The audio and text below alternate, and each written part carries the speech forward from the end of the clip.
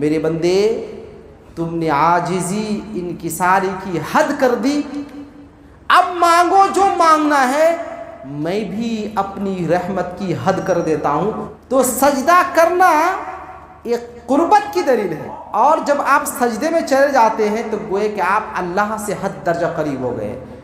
اما بعد فإن خیر الحدیث کتاب اللہ وخیر الہدی ہدی محمد صلی اللہ علیہ وسلم وشر الامور محدثاتها وكل محدثة بدعة وكل بدعة ضلالة وكل ضلالة في النار۔ اعوذ باللہ من الشیطان الرجیم، بسم اللہ الرحمن الرحیم۔ فہزموہم بإذن اللہ وقتل داؤد جالوت وآتاہ اللہ الملک والحکمہ وعلمہ مما یشاء۔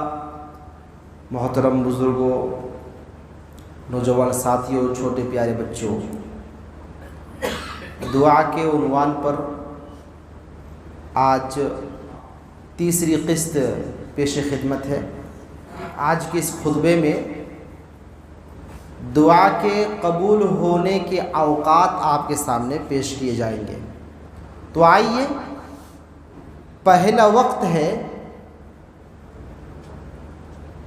سجدے کی حالت میں۔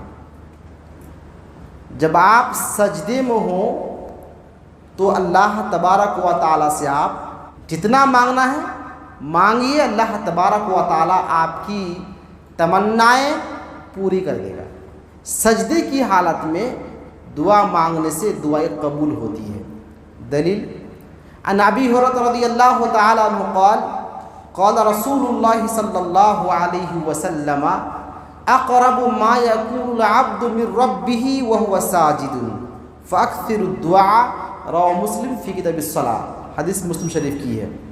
ابو ہریرہ رضی اللہ تعالیٰ عنہ بیان کرتے ہیں کہ اللہ کے رسول صلی اللہ علیہ وسلم نے ارشاد فرمایا، بندہ سب سے زیادہ قریب اللہ سے سجدے کی حالت میں ہوتا ہے۔ اقرب ما یکون العبد من ربہ وهو ساجد، ایک انسان اپنے پروردگار سے سب سے قریب کب ہوتا ہے؟ جب وہ سجدے کی حالت میں ہوتا ہے۔ تو اللہ کے رسول نے فرمایا اس وقت فاکثر الدعاء، بکثرت دعائیں مانگو، زیادہ سے زیادہ اللہ تعالیٰ سے دعائیں مانگو۔ تو پہلی حالت اور پہلا وقت سجدہ کا ہے۔ جب آپ سجدے میں ہوں تو اللہ تبارک و تعالیٰ سے آپ گڑ گڑا کر دعائیں مانگے، اور جو بھی دعائیں مانگیں گے انشاءاللہ آپ کی دعا قبول ہوگی۔ کیوں ایسا؟ اس لیے کہ سجدہ کرنے و سجدہ کرتے ہوئے اپنا ہاتھ، اپنے گھٹنے، اپنا ناک اور اپنی پیشانی کو زمین پہ رکھ دیتا ہے، یہ انسان کے انتہائی عاجزی و انکساری کی دلیل ہے۔ آپ رکوع میں گئے، تھوڑا سا جھکے، اللہ کے سامنے جھکنا ہوا، مگر رکوع سے بھی زیادہ، سب سے زیادہ اگر تواضع اور انکسار پایا جاتا ہے تو سجدے میں۔ کیوں؟ اس لیے کہ انسان اپنے آپ کو اللہ کے سامنے سرنڈر کر دیا، اپنی پیشانی رکھ دیا، گھٹنے ٹیک دیے، ہتھیلی رکھ دیے، اس سے بڑھ کر کیا ہوگا؟ اور اللہ تعالیٰ کو اس بندے کی دعائیں بہت پسند ہے جو بندہ عاجزی انکساری کی حالت میں تواضع خاکساری کے ساتھ دعا مانگے، لہٰذا ان کی دعائیں رد نہیں ہوتی، قبول کر لی جاتی ہے۔ اور اللہ تبارک و تعالیٰ نے قرآن مجید میں ارشاد فرمایا وَاسْجُدْ وَاقْتَرِبْ، اے میرے نبی آپ سجدہ کیجئے اور اللہ کی قریبی حاصل کیجئے، اللہ تعالیٰ سے نزدیک ہو جائیے۔ تو سجدہ کرنا ایک قربت کی دلیل ہے، اور جب آپ سجدے میں چلے جاتے ہیں تو گوئے کہ آپ اللہ سے حد درجہ قریب ہو گئے۔ تو اب اللہ تعالیٰ یہ کہنا چاہتا ہے، میرے بندے تم نے عاجزی انکساری کی حد کر دی، اب مانگو جو مانگنا ہے، میں بھی اپنی رحمت کی حد کر دیتا ہوں، تم مانگو جو مانگنا ہے تمہیں دیا جائے گا۔ تو پہلا موقع اور پہلی حالت یہ ہے کہ جب بندہ سجدے میں ہوتا ہے تو اللہ تبارک و تعالیٰ سے حد درجہ قریب ہوتا ہے، لہٰذا اس وقت ہمیں بکثرت دعائیں مانگنا چاہیے۔ اب یہاں سوال ہوا، کیا اردو میں یعنی اپنی بھاشا میں سجدے میں دعا کر سکتے ہیں؟ وہ دعائیں جو اللہ کے رسول سے ثابت ہیں انہی دعاؤں کو سجدے میں بخوبی پڑھنا چاہیے اور کثرت سے پڑھنا چاہیے۔ اگر آپ جماعت میں ہیں تو آپ پابند ہیں، اس لیے کہ امام صاحب تمام لوگوں کا خیال رکھتے ہوئے نماز پڑھائیں گے تو وہاں تو زیادہ ٹائم نہیں ملے گا، لیکن آپ اگر تنہائی میں نماز پڑھتے ہیں لمبا کر سکتے ہیں اور اس میں دعائیں مانگ سکتے ہیں۔ تو پہلا وقت تھا، پہلی حالت تھی کہ سجدے کی حالت میں ہمیں دعائیں مانگنی چاہیے۔ دوسرا وقت یہ ہے کہ اذان ہونے کے بعد اور جماعت کھڑی ہونے سے پہلے، اقامت کہی جانے سے پہلے کا جو وقت ہے یہ بڑا اہم وقت ہوتا ہے۔ مان کے چلیے کہ 12 بجے اذان ہوتی ہے ظہر کی اور جماعت ہوتی ہے 12:15 بجے، تو 15 منٹ کا جو وقت ہے یہ کوئی غیر معمولی وقت نہیں ہے میرے پیارے بھائیوں، یہ بڑا اہم وقت ہے۔ آپ اس وقت کو یوں ہی ضائع اور برباد نہ کریں، آپ وضو بنا کے مسجد آئیں، تحیۃ المسجد 2 رکعت نماز پڑھیں اور اس کے بعد آپ اللہ تبارک و تعالیٰ سے جو بھی دعائیں مانگنا چاہتے ہیں آپ مانگیے، آپ کی دعا انشاءاللہ العزیز قبول ہوگی۔ اس کی دلیل یہ ہے ان انس بن مالک رضی اللہ تعالیٰ عنہ قال قال رسول اللہ صلی اللہ علیہ وسلم الدعاء لا يرد بین الاذان والاقامہ، رواه الترمذی فی کتاب الصلاۃ، حدیث ترمذی کتاب الصلاۃ کی ہے۔ انس بن مالک رضی اللہ تعالیٰ بیان کرتے ہیں کہ اللہ کے نبی صلی اللہ علیہ وسلم نے بیان فرمایا کہ اذان ہونے کے بعد اقامت کہے جانے سے پہلے کا جو وقت ہے اس وقت میں جو بھی دعائیں مانگی جائے گی قبول کر لی جاتی ہے۔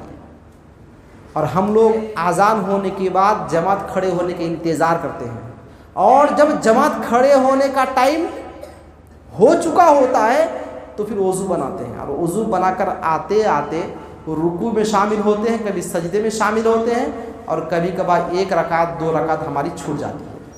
تو اس طرح سے ایک ایسا وقت جب ہم دعائیں مانگیں تو ہماری دعائیں قبول ہو جائے، ایک اہم وقت کو ہم لوگ یوں ہی گنوا دیتے ہیں اور برباد کر دیتے ہیں۔ لہٰذا دوسرا وقت خیال رہنا چاہیے، وہ ہے اذان کہے جانے کے بعد سے اقامت کہے جانے کے جو وقت ہے، یہ وقت بڑا اہم وقت ہے۔ اور تیسرا وقت ہے رات کا آخری پہر۔ رات کا آخری پہر، رات کا آخری پہر کا مطلب سمجھ میں آیا؟ 3 بجے 4 بجے کا وقت۔ اور یوں ہی کوئی بھی بندہ مانگے گا نہیں، وہی بندہ مانگے گا جو متقی پرہیزگار ہوگا، اللہ سے ڈرنے والا ہوگا۔ وہ لوگ تو آرام سے سوتے رہتے کھراٹے کے ساتھ، فجر کی اذان ہوئی کوئی خیال نہیں، فجر کی جماعت ہوئی کوئی خیال نہیں، فجر کی نماز کا کوئی پرواہ نہیں ہے، آرام سے وہ 12 بجے 1 بجے رات کو سوتا ہے اور صبح 8 سے 9 بجے کے درمیان وہ جاگے گا، اب ناشتہ کر کے اپنے کام پہ جاب پہ نکلے گا۔ تو یہ ہماری حالت ہے، اور کتنی بڑی خوشخبری حدیث پاک میں سنائی گئی، آئیے حدیث سنا دیتے ہیں۔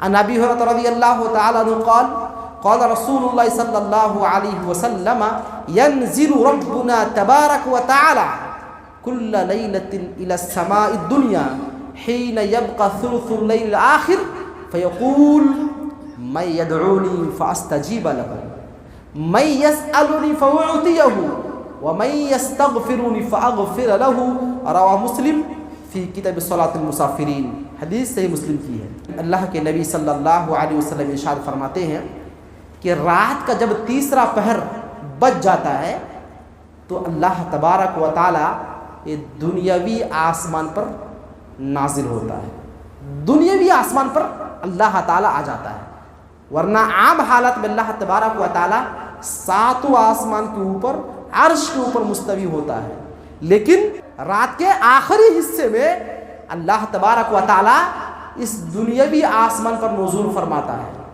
اور اللہ تعالیٰ بنفس نفیس 3 اعلان کرتا ہے، 3 اعلان۔ پہلا اعلان یہ ہوتا ہے من یدعونی فاستجیب لہ، کوئی ہے مجھے پکارنے والا، مجھے پکارے، اس کی پکار میں قبول کروں گا۔ بتائیے اللہ تعالیٰ بنفس نفیس اعلان فرمائے، اس سے بڑھ کر مومنوں کے لیے اور کوئی خوشخبری ہو سکتی ہے؟ اور دوسرا اعلان یہ ہوتا ہے میں یسألنی فأعطیہ، کوئی ہے جو مجھ سے مانگے ان کی جھولی بھر دوں، کوئی ایسا ہے جو مجھ سے مانگے میں ان کی مانگ پورا کر دوں، کوئی ہے جو مجھ سے اپنی حاجت و ضرورت کو مانگے میں ان کی حاجت اور تمام ضرورتوں کو پورا کر دوں۔ اور تیسرا اعلان یہ ہوتا ہے میں یستغفرنی فاغفر لہ، میرے بندو کسی کو اگر معافی مانگنا ہے تو معافی مانگ لو، میں معاف کر دیتا ہوں۔ گناہ کر لیا ہو، افسوس ہو رہا ہے، توبہ کرو، رات کی آخری پہر میں توبہ کرو، میں تمہارا توبہ قبول کروں گا، تمہیں معاف کر دوں گا۔ یہ تین اعلانات اللہ کی طرف سے کیے جاتے ہیں، مگر ہم لوگ بے حس کی طرح آرام سے نرم گداز بستر پہ سوئے رہتے ہیں اور صبح صبح شکایت کرتے ہیں کہ ہماری دولت میں برکت نہیں اور ہماری دعا میں اثر نہیں۔ تو رات کا تیسرا پہر، یہ تیسرا وقت ہے جب آپ کوئی دعا مانگے تو آپ کی دعا انشاءاللہ العزیز قبول ہو جائے گی۔ اور میں نے دعا کے عنوان کے پہلے پارٹ میں، پہلی قسط میں واضح کیا تھا کہ آپ کی دعا تین حالت میں سے کسی ایک حالت پر قبول ہو جاتی ہے۔ آپ کی دعا اسی دن اسی وقت قبول ہو جائے گی، آپ جو چیز اللہ تعالیٰ سے مانگ رہے تھے آپ کو اسی ٹائم مل جائے گا، یا تو کوئی مصیبت، کوئی آفت آ رہی تھی، دعا مانگنے کی وجہ سے وہ مصیبت اور وہ پریشانی دور ہو گئی، یا تو اللہ تبارک و تعالیٰ نے آپ کی دعاؤں کو جمع رکھ دیا، قیامت کے دن آپ کو اس کا بدلہ دے گا۔ تو تین حالت میں سے کسی ایک حالت پر آپ کی دعا قبول ہو جاتی ہے، اس لیے دعا مانگنے سے آپ اکتائیے نہیں، تھکیے نہیں، آپ دعا مانگتے رہیے، کیونکہ آپ کی دعا ایک بھی برباد نہیں ہوگی۔ شرط یہ ہے کہ دعا کو اس کے آداب، اس کے شرائط کے تقاضے پر دعا مانگ گئی ہو۔ تو عرض کر رہا تھا کہ تیسرا وقت جب انسان کی دعا قبول ہو جاتی ہے وہ ہے رات کا تیسرا حصہ یا آخری حصہ، اور چوتھا وقت جب ہماری دعا قبول ہو جاتی ہے مانگنے سے وہ یہ ہے مرغا جب بانگ دے۔ دیسی مرغا اب ادھر ہے کہ نہیں پتہ نہیں ہے، دیہات وغیرہ میں آپ سنیں گے، جیسے ہی فجر کی نماز کا ٹائم ہوگا یا سورج طلوع ہونے کے آس پاس کا جو وقت ہوتا ہے اس وقت مرغا بکثرت بانگ دیتا ہے، آواز لگاتا ہے۔ تو اس موقع پہ اگر آپ دعائیں مانگتے ہیں تو آپ کی دعا قبول ہو جاتی ہے۔ عجیب و غریب وقت ہے۔ دلیل حدیث پاک عن ابی ہریرہ رضی اللہ تعالی عنہ قال قال رسول اللہ صلی اللہ علیہ وسلم اذا سمعتم صیاح الدیکۃ فاسألوا اللہ من فضلہ فإنها رأت ملکا وإذا سمعتم نہیک الحمار فتعوذوا باللہ من الشیطان، رواه مسلم۔ حدیث صحیح مسلم کی ہے۔ اللہ کے رسول صلی اللہ علیہ وسلم ارشاد فرماتے ہیں اذا سمعتم صیاح الدیکہ، جب تم میں سے کوئی مرغا کی آواز سنے، جب مرغا بانگ دے رہا ہو اور آواز کسی کو سنائی دے رہا ہے تو اس وقت فاسألوا اللہ من فضلہ، تم اللہ تبارک و تعالیٰ سے اللہ کا فضل مانگو، اللہ کا فضل مانگو۔ اور اللہ کا فضل کا مطلب ہوتا ہے روزی روٹی، آپ کو بیماری سے شفا، آپ کو جو بھی ضرورت ہے آپ اللہ تبارک و تعالیٰ سے اگر اس وقت مانگتے ہیں تو آپ کی دعا قبول ہو جاتی ہے۔ اللہ کے رسول نے وجہ بیان فرمایا فَإِنَّهَا رَأَتْ مَلَكًا، اس لیے کہ فرشتہ کو دیکھ کر کے مرغا بانگ دیتا ہے، اور اس وقت اگر تم دعائیں مانگو گے تو عین ممکن ہے کہ تمہاری دعا پر فرشتے آمین کہے اور تمہاری دعا قبول ہو جائے۔ تو چوتھا وقت مرغا جب بانگ دے رہا ہو تو اس وقت ہمیں دعا مانگنے کا اہتمام کرنا چاہیے۔ اور اسی حدیث کے آخری ٹکڑے میں اللہ کے رسول نے ایک مزید بات بیان فرمائی، آپ نے فرمایا وَإِذَا سَمِعْتُمْ نَہِيكَ الْحِمَارِ، گدھے کی آواز اگر سنتے ہو، گدھے کو آواز دیتے ہوئے سنائی تمہیں دے تو فَتَعَوَّذُوا بِاللَّهِ مِنَ الشَّيْطَانِ، تو تم اعوذ باللہ من الشیطان الرجیم پڑھو۔ کیوں؟ اس لیے کہ گدھا آواز لگاتا ہے اس وقت جب وہ کوئی شیطان دیکھتا ہے، تو شیطان کو دیکھ کر کے گدھا آواز کرنا شروع کرتا ہے، تو اس موقع پہ اعوذ باللہ من الشیطان الرجیم پڑھو۔ لیکن اگر کوئی مرغ بانگ دے رہا ہے تو اس کی آواز سننے کے بعد تم دعائیں مانگو، اسأل اللہ من فضلہ پڑھو، کیونکہ مرغا جب بانگ دے رہا ہوتا ہے تو کسی فرشتے کو دیکھ کر بانگ دے رہا ہوتا ہے، اور عین ممکن ہے کہ اس وقت اگر دعا مانگو گے تو فرشتے تمہاری دعا پر آمین کہیں اور تمہاری دعا قبول ہو جائے۔ یہ اللہ کے رسول نے ہمیں تعلیم دی۔ اور پانچواں وقت ہے سفر کی حالت میں، دوران سفر۔ آج کل نوجوانوں کی حالت یہ ہو گئی ہے کہ سب کے پاس موبائل ہے، آرام سے چاہے وہ 4 ویلر میں سفر کر رہا ہو یا ٹرین میں سفر کر رہا ہو، اگر موبائل ہے تو پورا وقت موبائل میں دیتا ہے، اور موبائل چلاتے چلاتے جب تھک گیا تو پھر سو جاتا ہے، لیکن دعا مانگنے کا فرصت اور موقع نہیں ملتا ہے۔ یہ ہم لوگوں کی حالت ہے میرے پیارے بھائی، لیکن ہمیں کرنا کیا چاہیے؟ اللہ کے رسول نے فرمایا کہ سفر میں رہو تو بکثرت دعائیں مانگو۔ کیوں؟ اس لیے کہ مسافر کی دعا قبول ہوتی ہے، رد نہیں ہوتی ہے۔ دلیل حدیث پاک عن ابی ہریرہ رضی اللہ تعالی عنہ قال قال رسول اللہ صلی اللہ علیہ وسلم ثلاث دعوات مستجابات لا شک فیہن دعوت المظلوم ودعوت المسافر ودعوت الوالد علی ولدہ، رواه ترمذی فی کتاب البر والصلۃ والآداب۔ حدیث ترمذی کی ہے۔ ابو ہریرہ رضی اللہ تعالی بیان کرتے ہیں کہ اللہ کے رسول نے فرمایا 3 ایسے اشخاص ہیں جن کی دعا ہر حال میں قبول کر لی جاتی ہے۔ ثلاث دعوات مستجابات، 3 دعائیں رد نہیں ہوتی، ہر حال میں 3 دعا قبول کر لی جائے گی۔ لا شک فیہن، اس کے قبول ہونے میں کوئی شک نہیں ہے، اللہ کے رسول نے فرمایا۔ اس کے بعد اللہ کے رسول نے وہ 3 آدمیوں کے دعا کا تذکرہ فرمایا۔ آپ نے فرمایا دعوت المظلوم، ایک ہے مظلوم کی دعا، نمبر 2 دعوت المسافر، ایک ہے مسافر کی دعا، نمبر 3 دعوت الوالد علی ولدہ، ماں باپ کی دعا اپنے اولاد کے حق میں یا اولاد کے خلاف۔ ماں باپ جو بھی دعائیں مانگے دعا قبول کر لی جائے گی۔ ایک الگ عنوان ہے کہ کن لوگوں کی دعائیں رد نہیں ہوتی ہے، ایک الگ ٹاپک ہے، اس کو الگ پارٹ سے بیان کریں گے۔ یہاں ہمیں 3 چیزوں میں سے ایک چیز لے رہے ہیں، وہ ہے مسافر کی دعا۔ تو مسافر کی دعا رد نہیں ہوتی ہے، مسافر جو دعا مانگے اس کی دعا قبول کر لی جاتی ہے۔ پھر وہی بات اس شرط کے ساتھ کہ دعا مانگ رہا ہو تو ان کے کپڑے، ان کے کھان پان، ان کی پرورش حلال غذا سے ہوا ہو، حلال کمائی سے ہوا ہو، تو پھر ان کی دعا قبول ہوگی، ورنہ ان کی دعا قبول نہیں ہوتی ہے۔ آپ لوگوں نے پچھلے خطبے میں سماعت فرمایا کہ اللہ کے رسول نے ایک تفصیلی واقعہ کا ذکر فرمایا کہ ایک شخص ہے جو لمبا سفر پہ جا رہا ہے اور اپنے دونوں ہاتھ بلند کر کے اللہ کے سامنے دعائیں مانگ رہا ہے، گڑ گڑاتے ہوئے یا رب اے میرے پروردگار، اے میرے پروردگار میری دعا قبول فرما لے۔ لیکن اللہ کے رسول نے فرمایا کہ اس شخص کی دعا قبول نہیں ہو رہی ہے، وہ مسافر ہے، مسافر کی دعا قبول ہونی چاہیے مگر اس مسافر کی دعا قبول نہیں ہو رہی ہے۔ آپ نے وجہ بیان فرمایا کہ مطعمہ حرام ومشربہ حرام وملبسہ حرام وغذی بالحرام، ان کا کھانا حرام تھا، ان کا پینا حرام تھا، ان کا کپڑا جو پہنا ہے وہ بھی حرام کمائی کا کپڑا تھا، اور ان کی جو پرورش ہوئی ہے، ان کے والدین نے ان کی جو پرورش کی ہے، یا انہوں نے اپنے جسم کو جو نشو نما پروان چڑھایا ہے تو حرام کھا کر کے، حرام کمائی سے انہوں نے اپنے جسم کی پرورش کی ہے، تو فَأَنَّا يُسْتَجَابُ لِذَلِكَ، تو اب اس کی دعا کیسے قبول ہوگی؟ تو میرے نوجوان ساتھیوں، مسافر کی دعا ضرور قبول ہوتی ہے، شرط یہ ہے کہ ان کی کمائی، ان کا کھان پان، ان کا رہن سہن اور ان کی پرورش، ان کی نشو نما حلال غذا سے ہوا ہو، حلال کمائی سے ہوا ہو، تو ان کی دعا قبول ہوگی۔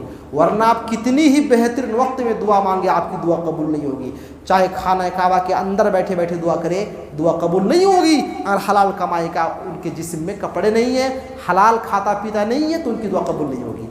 تو عرض کر رہا تھا 5واں وقت جب انسان کی دعا قبول ہوتی ہے وہ ہے سفر کا وقت۔ سفر میں ہو تو آپ بکثرت دعا کریں، یہ 5واں وقت ہے۔